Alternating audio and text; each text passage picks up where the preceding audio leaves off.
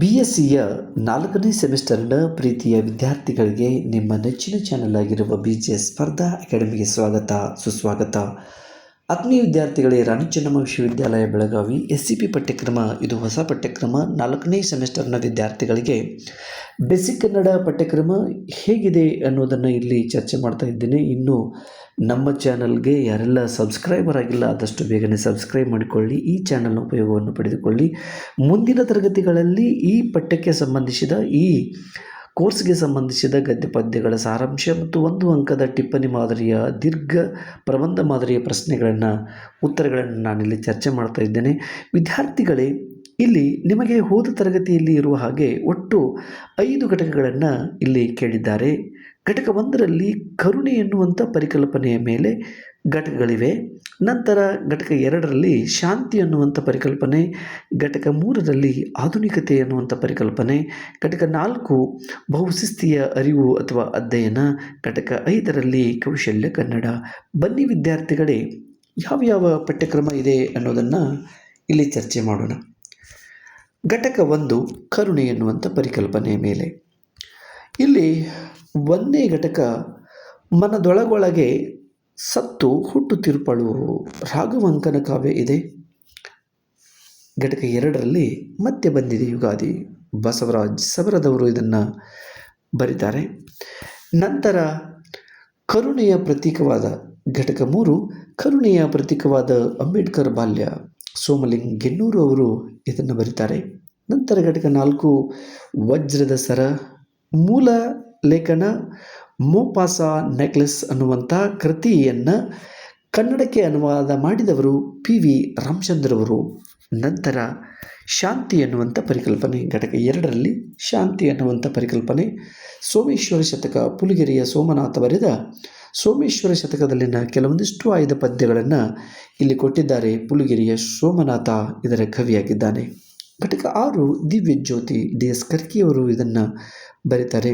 ನಂತರ ಘಟಕ 7 ಬುದ್ಧ ನಿದ್ದೆಯಿಂದೆದ್ದ ಜ್ಞಾನಿ, R ನಾಗರಾಜ್ ಅವರು ಇದನ್ನು ಬರೆದವರು. ನಂತರ ಹೊಳೆ ಬದಿಯ ಬೆಳಕು, ಕೇಶವ್ ಮಳಗಿಯವರು ಇದನ್ನು ಬರೀತಾರೆ. ಹೀಗೆ ಶಾಂತಿ ಅನ್ನುವಂಥ ಪರಿಕಲ್ಪನೆಯ ಮೇಲೆ ಇರುವಂಥ ಒಟ್ಟು 4 ಘಟಕಗಳು.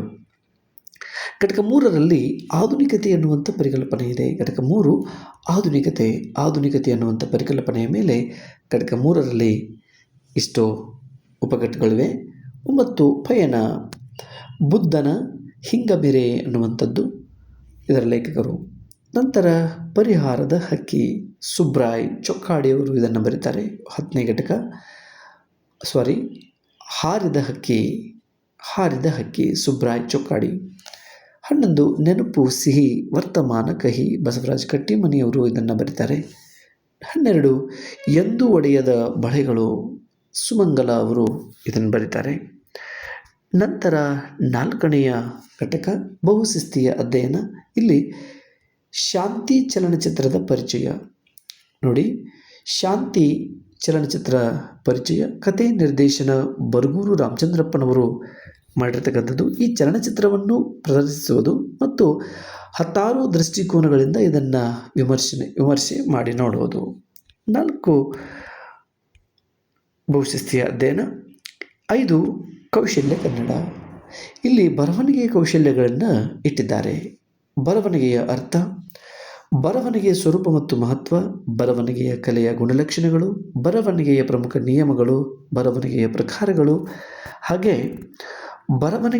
ಉತ್ತಮ ಬರವಣಿಗೆಯ ಕೌಶಲ್ಯಗಳನ್ನು ಕಲಿಯುವುದು ಹೇಗೆ ಎಂಬುದನ್ನು ಇಲ್ಲಿ ಕೊಟ್ಟಿದ್ದಾರೆ. ಇಷ್ಟು ನಿಮ್ಮ 80 ಅಂಕಕ್ಕೆ ಇರತಕ್ಕಂಥ ಒಂದು ಪಠ್ಯಕ್ರಮ. ಹಾಗಾದರೆ ವಿದ್ಯಾರ್ಥಿಗಳೇ, ಇನ್ನು ನಿಮ್ಮ ಪ್ರಶ್ನೆ ಪತ್ರಿಕೆಯ ಮಾದರಿ ಮತ್ತು ಪ್ರಶ್ನೆ ಪತ್ರಿಕೆಯ ಸ್ವರೂಪ ಹೇಗಿರ್ತದೆ ಅನ್ನುವುದನ್ನು ಇಲ್ಲಿ ನೋಡೋಣ. BSc 4ನೇ ಸೆಮಿಸ್ಟರ್ನ ವಿದ್ಯಾರ್ಥಿಗಳು ಪ್ರಶ್ನೆ ಪತ್ರಿಕೆಯ ನೀಲನಕ್ಷೆ ಅಥವಾ ಅಂಕಗಳನ್ನು ವಿಭಾಗ ಕ್ರಮ ಅಥವಾ ವಿಭಜನೆ ಮಾಡಿರುವುದು ಹೇಗೆ ನೋಡೋಣ. ವಿದ್ಯಾರ್ಥಿಗಳೇ, ಹೋದ ತರಗತಿಯಲ್ಲಿ ಇರುವ ಹಾಗೆ ಇಲ್ಲಿಯೂ ಕೂಡ ನಿಮಗೆ 3 ಗಂಟೆಗಳು ಅವಧಿಯಾಗಿರ್ತದೆ. ಗರಿಷ್ಠ 80 ಅಂಕಗಳಿಗೆ ನೀವು ಪರೀಕ್ಷೆಯನ್ನು ಬರಿತಾ ಇರಿ. ಇಲ್ಲಿ ಪ್ರಶ್ನೆ ಸಂಖ್ಯೆ 1ರಲ್ಲಿ ಹೀಗಿದೆ: ಇಡೀ ಪಠ್ಯಕ್ಕೆ ಅನ್ವಯಿಸಿದ ಪ್ರಬಂಧ ಮಾದರಿಯ 5 ಪ್ರಶ್ನೆಗಳನ್ನು ಕೊಟ್ಟು ಅದರಲ್ಲಿ 3ಕ್ಕೆ ತಾವು ಉತ್ತರಿಸಬೇಕು. ಈ ಪ್ರಶ್ನೆಗಳೆಲ್ಲವೂ ಕೂಡ ದೀರ್ಘ ಉತ್ತರದ ಅಥವಾ ಪ್ರಬಂಧ ಮಾದರಿಯ ಪ್ರಶ್ನೆಗಳಾಗಿರ್ತವೆ.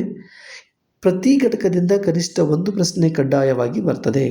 ಇದು ಬಹಳ ಮುಖ್ಯವಾದದ್ದು. ಹಾಗಾದರೆ ಇಲ್ಲಿ ನಿಮಗೆ 2 ಪ್ರಶ್ನೆಗಳು ಹೆಚ್ಚುವರಿಯಾದ ಪ್ರಶ್ನೆಗಳಾಗಿರ್ತವೆ.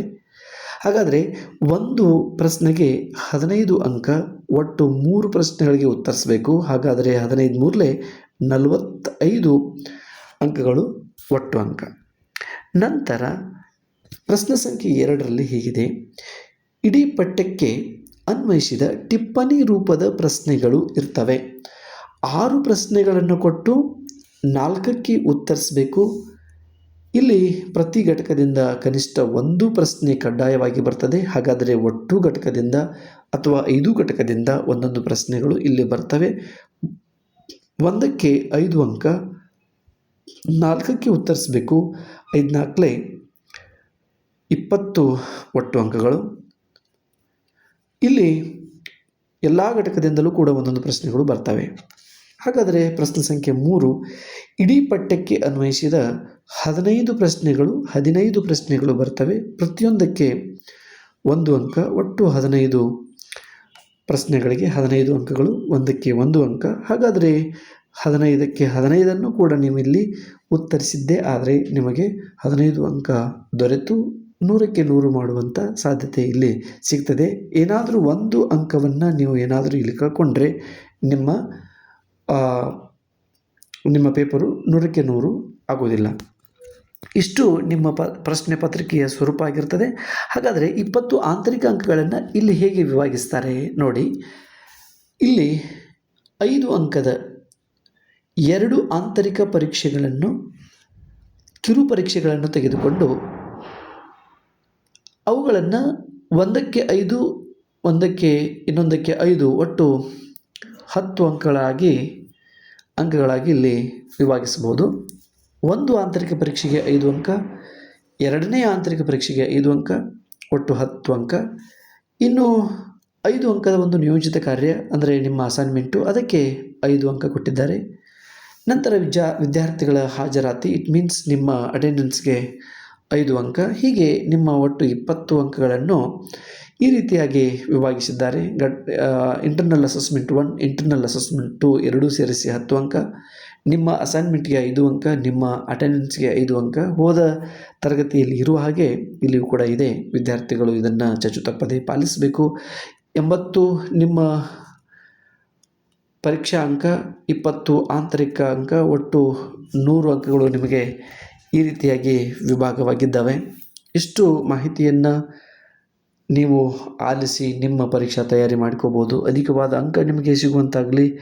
ಇಷ್ಟು ಆಲಿಸಿದ್ದಕ್ಕೆ ನಿಮಗೆ ಧನ್ಯವಾದಗಳು. ಇಂತಿ ಭೀಮಣ್ಣ ಸರ್, BJ ಸ್ಪರ್ಧಾ ಅಕಾಡೆಮಿ. ಧನ್ಯವಾದಗಳು.